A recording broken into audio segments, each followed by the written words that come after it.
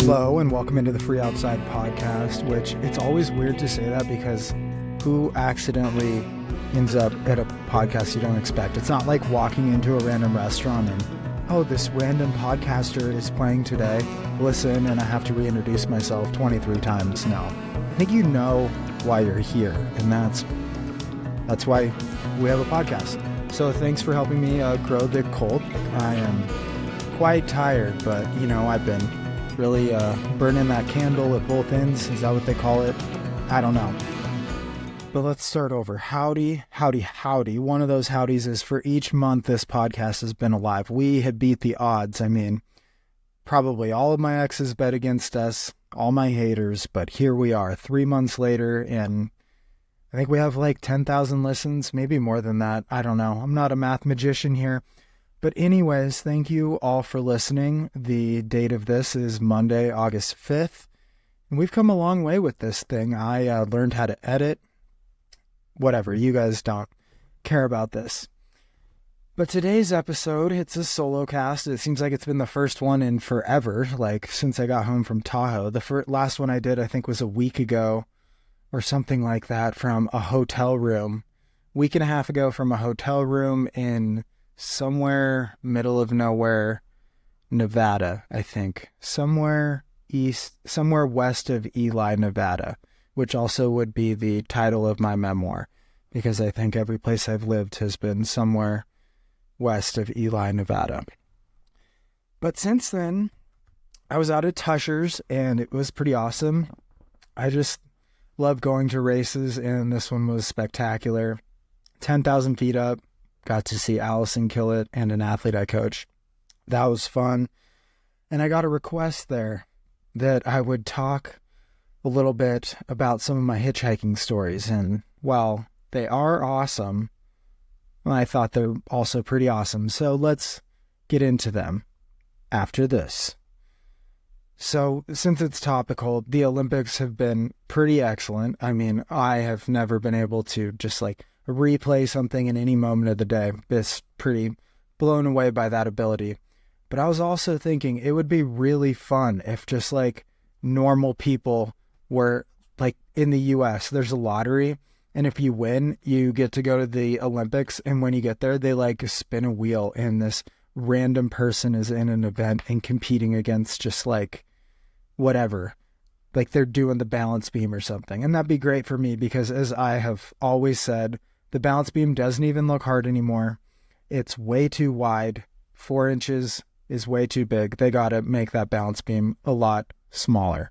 So anyways, other things since I got back from Tahoe, nothing has changed in life. No one hates me. So if you're ever wondering if you should go after a goal, the answer should pretty much always 100% of the time be yes, because nothing changed. Took a risk, failed epically.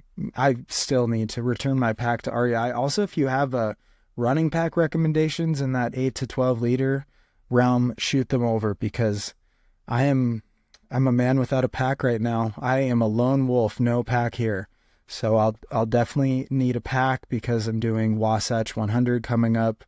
And in training for that, I have been doing a lot of running, as you would expect for a 100-mile running race. So that out of the way, we don't do notes. We just don't do it here. But the other thing on the Olympics I wanted to add is they should add hobby horsing. Have you seen that? It's where they have a long stick and a horse head on it, and they run around and do jumps and stuff. That would be sweet if there's all the horse events, like dressage. Are there other horsing events? I don't even know. So if they have horse events like dressage or jumping, they should do that with hobby horses. Just give that culture, that realm, their chance to shine. Let's put hobby horsing, LARPing, and we can take out breakdancing. Boom, solve the Olympics. We are good to go. All right, let's get into some hitchhiking stories. That was a burp. I was just on a podcast, and the host, it was Hiker Trash Radio, and he asked me, oh, what's your podcast about? And I just sort of did exactly what I'm doing now, where it's I didn't have to hit record because we were already recording, but I just like started going off and illustrating what it was about.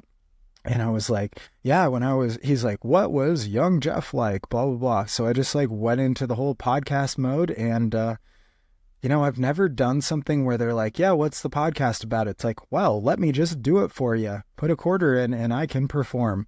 So it was like that. And I told some stories of hitchhiking.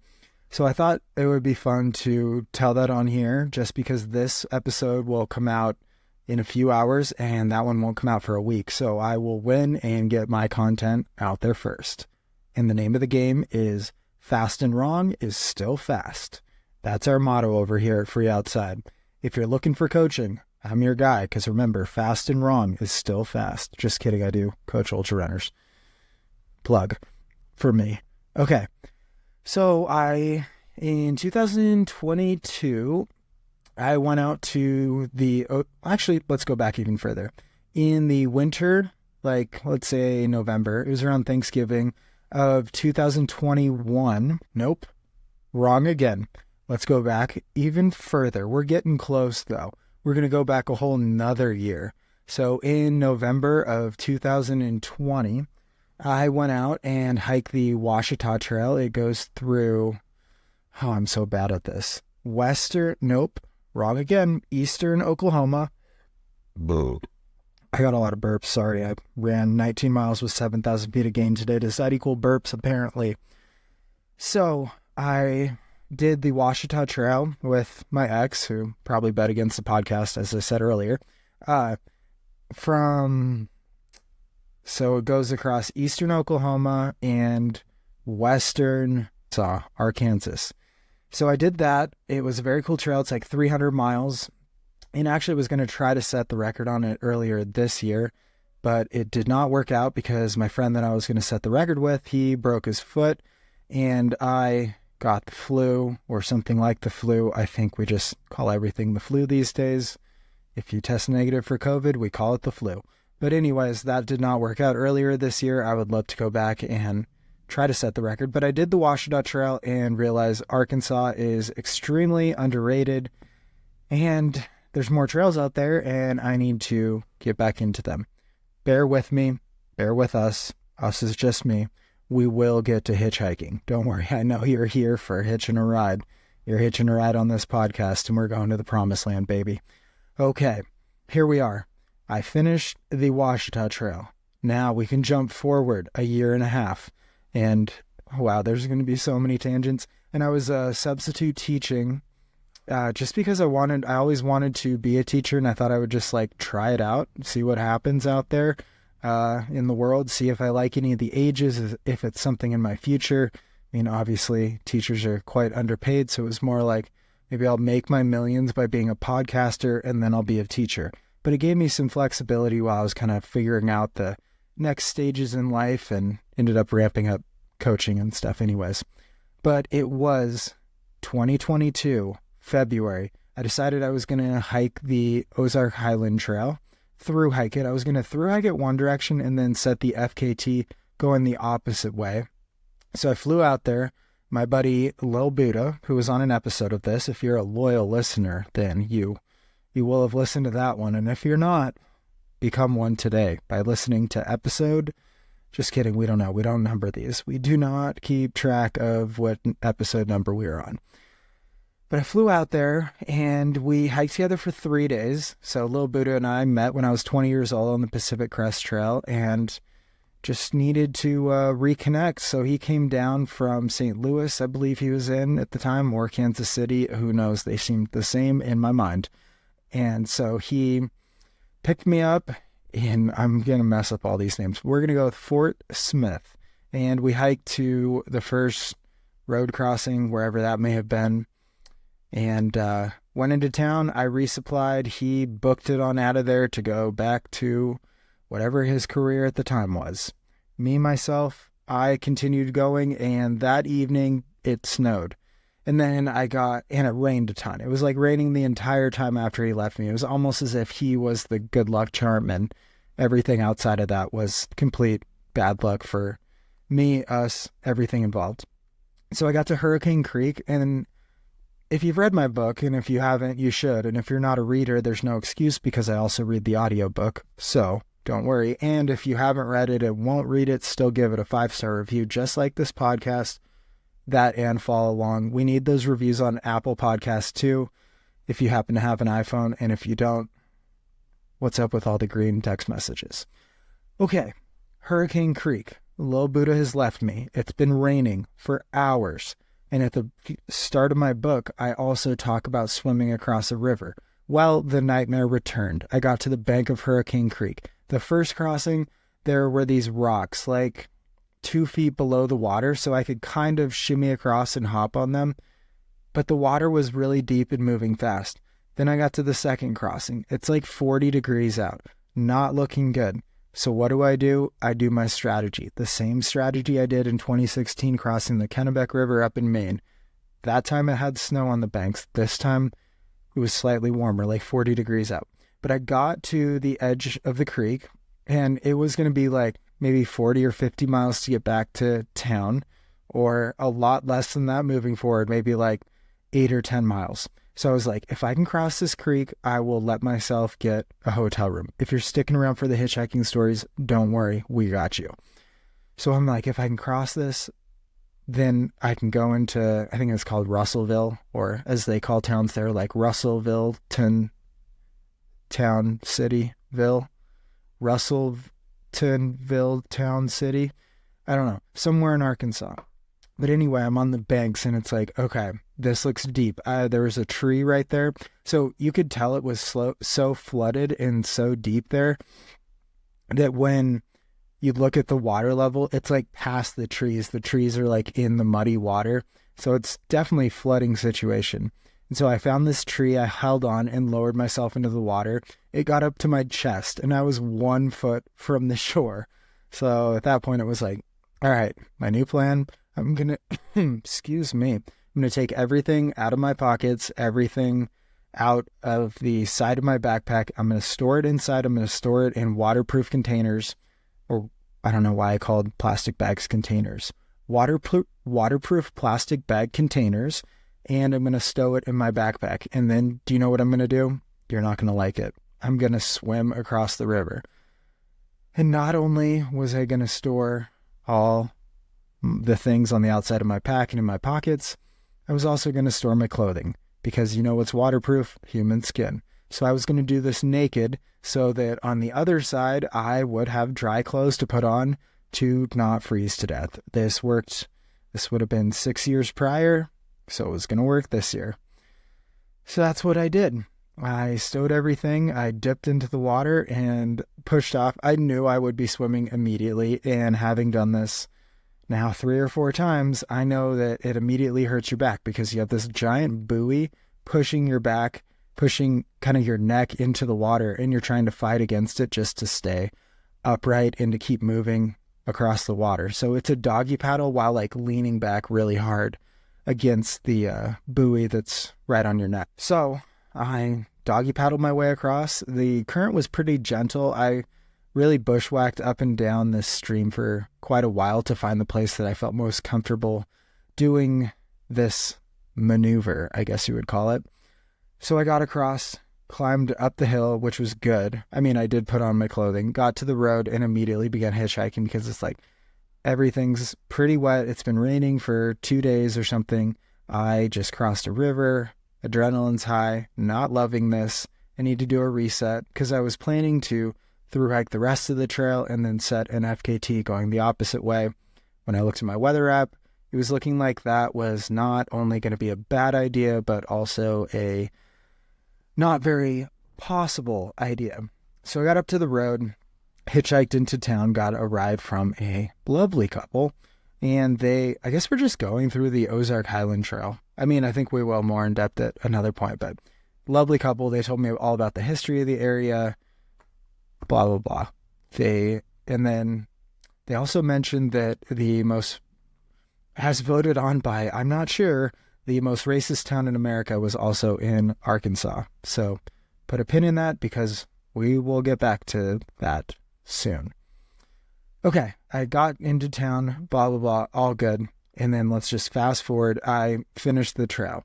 as I'm finishing on the last night, there's like that thunder and lightning that's smacking trees and hillsides and everything around, where it's just like, I do not think that I'm going to be able to set the FKT going the other way. And then it began to snow. And so I was in like, we don't do research on this show, so I'm not going to get this right. But I was in like, let's call it Blue Valley or Blue Ridge or Blue something, Arkansas. That sounds good. You know, if you're talking about the political system, you could say Blue something, Arkansas. So I got a hotel there, and it was like, I'll just wait out the night and figure it out. It was one of those hotels that looks like they repurposed like a movie theater or something. It was really weird, but it was budget and it worked. So next door to the hotel was a tattoo parlor, and across the street was a movie theater. So you better believe not instead yet, but I was pretty sure I wasn't going to set the FKT. So with my downtime, I had a couple extra days. It was like, I am going to get a tattoo, and I'm also going to go watch a movie alone. Was it a good movie? I don't know, because I can't even remember what I saw. It was whatever might have been playing in around February of 2022 in a theater in Blue something, Arkansas. And I got a small little figurine tattoo on my shoulder to complete a moon that was already there, because I don't know, I had this weird thought that I would just like get a tattoo in every state. And I've been to 46 of the states, and I only have tattoos from like 3 or 4 of them. So I'm not doing very good in this quest, but you know, anyways. Okay, stay the night in this hotel. I have a fresh tattoo. I have just seen a movie. I wake up and it's like, okay, there is snow coming down. It's getting worse. What should I do? Obviously, hitchhike across Arkansas. My friend Lil Buddha is meeting me in Fayetteville, I guess. So what should I do? I should hitchhike across the entire state. So I got a couple rides. We might go into some of the other rides later, but one of the rides was like speaking about how he lived and taught English in like Bali or something for a little while. These are fine rides. They might come up in a later episode, but we got to get to the main event here. And so another ride was like ex-military, but super nice, and picked me up at a Dollar General. These rides were only like 15 minutes at a time. Not like the biggest deal ever. But then I was at a Dollar General where my last ride had dropped me off, and I stuck out my thumb. I maybe like got a coffee or something, or something with caffeine in the Dollar General, just so I could use the bathroom and fill up a water, because when you're hitchhiking, you don't want to make them stop until you're at your destination. Like, you're already on thin ground, and this is when it happened. So I stuck up my thumb, and I'm sure this woman is a big listener to the show, so this is all in praise. Stuck up my thumb, and this car pulls over. It's a pretty old car, but it works. It's a car, and she asked where I'm going, and it was like, oh, Fayetteville, if you're going that direction, but anywhere along the way is fine. You know, the typical spiel of like, just get me closer to where I'm going, and I'll be happy as a clam, which is a really weird phrase. So I get in. Everything's good. We're putting along. And then she goes, do you mind if I smoke? And it's like, I don't like being the person that, I didn't say this part, but I don't like being the person who like tells someone how to live, but cigarettes really bother my asthma. So I did say that. I was like, yeah, not a big deal. Like, can crack the windows because cigarettes really bother my asthma. I did say that out loud. Proud of myself. Stick up for yourselves out there. You never know if it's going to be hurt or not. And this time it was. So she said, oh, no big deal. I'll just smoke weed instead. And before I could say any, should I beep weed? Yeah, I don't know. Before I could say anything, yeah, she was real happy driving, real good to go driving down the road. And then from there, this winter storm is getting worse. Like, snow is coming down hot and heavy. Like, well, actually really cold and heavy. Super cold, like at least 32-degree cold, because it is accumulating on the side of the road, like, and on the road. And this car, it has a couple small cracks in the front, and one of these cracks, it begins to spread. Like, it goes from this like little nick, like a rock hit it, and soon it's 4 inches, and then she does not notice at all.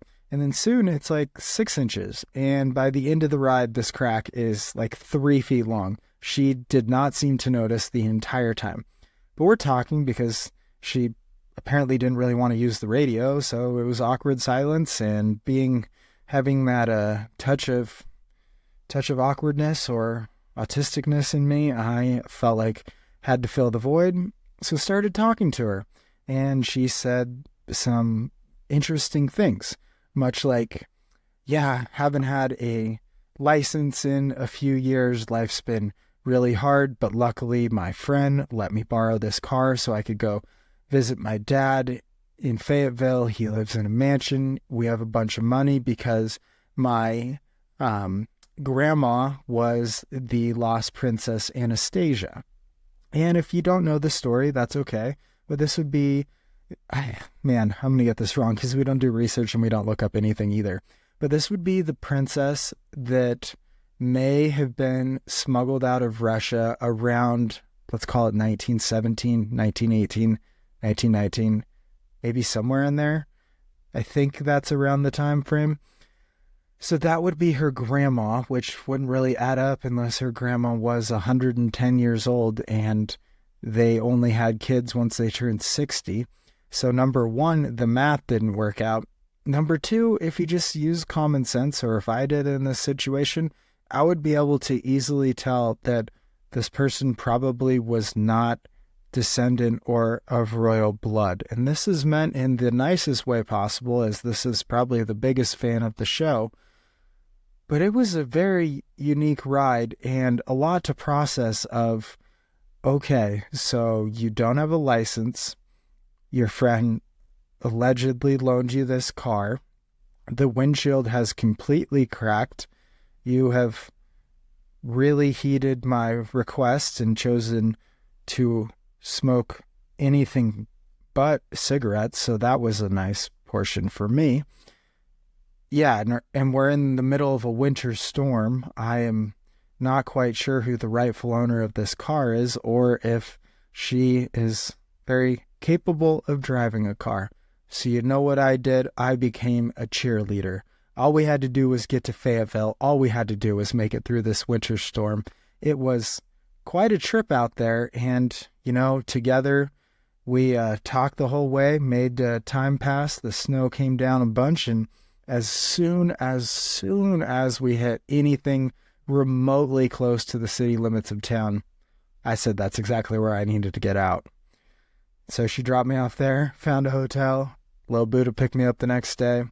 We drove to Fort Smith, and I flew back to Montana from there. But that is one of my unique hitching stories. I would just say, if there's, you know, anything out there, a few little tidbits or not cliff notes, what do you call them? Like asterisks or citations? Nah. Well, a couple things. I did not want to offer to drive this car because once it was apparently loaned and she did not have a license, I wasn't sure who the rightful owner, or I did not want to know these things or be involved in any of this given anything. Should I have gotten out? Maybe, but it was also snowing profusely and this car was going right to where I needed to go, and we made it. Sometimes you stretch your luck. This was one of them. Pretty good story in retrospect. I think she got to where she was going. I got to where I was going. It all worked out. This is one of the stories out there. There's a lot more stories and more on my website, obviously.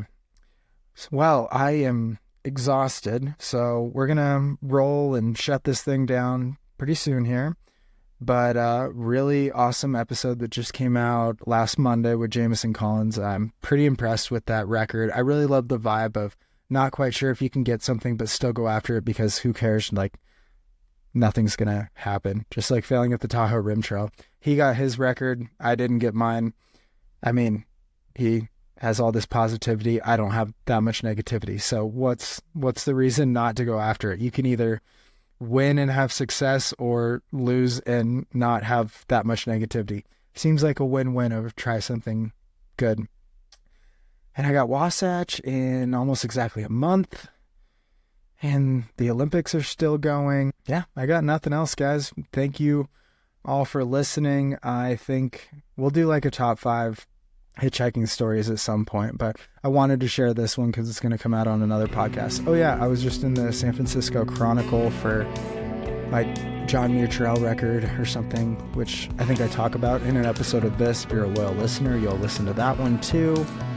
And that's about it, I think, for now, guys. As always, stay elite, my friends.